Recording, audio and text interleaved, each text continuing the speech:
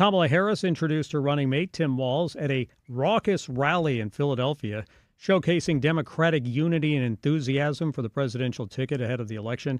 Harris and Walz received with a big crowd and arguably the most enthusiasm of any Democratic rally this political season. You certainly didn't see anything like that when Biden was still in the race. No, the only people screaming at Biden's rallies were people who were trying to get the hell out of there. Right, or telling him to wake up. Yeah, let me out. Or, wake up. Yeah. They were repeatedly interrupted by applause and cheering. They addressed thousands at the battleground state where a lot of the people were wearing red, white, and blue at Temple University. It begins a multi-state tour of the swing states. It starts with Michigan today. Meanwhile, Pennsylvania Governor Josh Shapiro, who was passed over as the VP pick, was at the rally giving his full endorsement of the ticket. And Kamala Harris, she explained why she ended up going with Minnesota Governor Tim Walz as her pick. Here's what she had to say. We have to stay woke. Like, everybody needs to be woke. And you can talk about if you're the wokest or woker, but just stay more woke than less woke. I'm sorry, that was just a clip of her. That wasn't in direct response okay. That was I'm confused. You said before, but I mean, it's fitting. It fits, right? If the glove fits. So look, there are, I think, a couple of different reasons that she went with Tim Walz. And I spent a lot of time thinking about this yesterday because I'm like, the conventional wisdom really was Josh Shapiro. It makes sense from the electoral perspective with how important Pennsylvania is. He's a moderate. You have a chance to win over some swing voters in some of these key states. And he's just a very talented politician. But I think that last part, really played a role here because if he was the pick, how many people would have said, he's honestly better than Kamala Harris? Yeah, he needs he's to be not on at the top of the ticket. top of the ticket. Right. And you can see that just from watching him speak last night. He's really good. Yeah, and with Tim Walz, I don't know. He looks like a vice presidential pick. No, but he's not as good looking as Josh he's an Shapiro. excellent speaker. And he is. And he connects with voters and has done extremely well in red areas of the state of Minnesota, which is part of the reason why they think he could be successful, sending out a message to voters in the states like the Midwest where they have a lot of rural regions. He did well when he ran for Congress in that district that leaned Republican. There's no question about that. And when he was in Congress, he was more moderate with his voting record. But as governor of Minnesota, when you look, and Steve Kornacki on MSNBC really broke this down, when you look at how he performed in some of those rural counties, those redder parts of the state, there is no data to back up the fact that he performed better there than, say, Amy Klobuchar, who, she won her race in that state by like 24 points as a senator, definitely more of a moderate. Tim Walz, he won by, I think, around 11 points. So whether or not he can really bring home those, rural counties, or at least enough. You're not going to win them, but at least to kind of close that margin just a little bit to make a difference in Michigan and Wisconsin. We'll see. The thought was that Josh Shapiro would really be able to do that.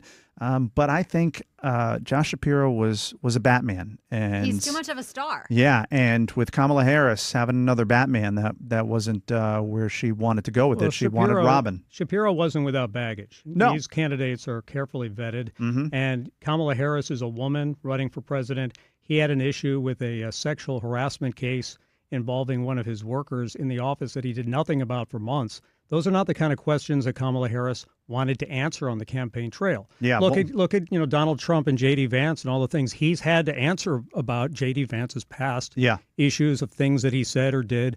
That's not what she wanted to do. Well, now she's got to defend Minneapolis burning down, and she's got to defend some of the policy positions in Minnesota that are going to make that ticket seem like... Policy positions are different than scandals, though. Yeah, I don't know. I wonder if scandals sometimes just roll off the backs of people these days. I think at this point, things like the cheating scandal and like people just don't care about that kind of stuff. The sexual harassment, maybe if he's going to be vice president and she's a woman running, like how could you tolerate? Why would you want a guy who let this go in your office? I think there was less ammunition for Republicans to go after Kamala Harris and her ticket on if she had picked Josh Shapiro than they have with Walz, which is why they were excited about the pick yesterday. But I would say my message to Republicans would be, don't get ahead of yourselves. There's a lot of energy, and this could end up being a real base election. And you could see that energy in the arena last night. We'll hear from John Decker about that later. But here's the bottom line, Ryan. When was the last time a winning presidential ticket chose a VP candidate from a swing state? Yeah, but like the answer is pretty much never. Right, but you have had presidential candidates who have picked more moderate vice presidents in an effort to win over swing voters. That's certainly something that happens. That happened with Barack Obama and Joe Biden. So, look, right, but I mean, look, Mike Pence, Indiana. Well, he was. They were trying to shore up the evangelicals with that. That was a specific pick. But they're not. It wasn't a swing state. And Joe Biden was from Delaware. Dick Cheney was from Wyoming.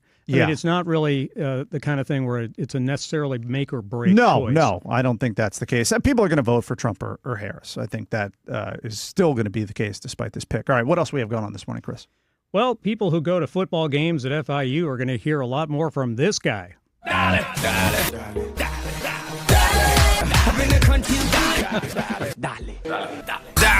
I saw this yesterday, and I'm like, are you kidding me? Did this really happen? Pitbull Stadium, it's awesome. I think it's amazing. It's better than, like, Mid-Florida Credit Union Amphitheater. Trying to say that is just a mouthful. Yeah. I like the idea of Pitbull Stadium. It's super fun. And if Mid-Florida Credit Union is advertising with us, we love you. We really do. It's just a lot to say.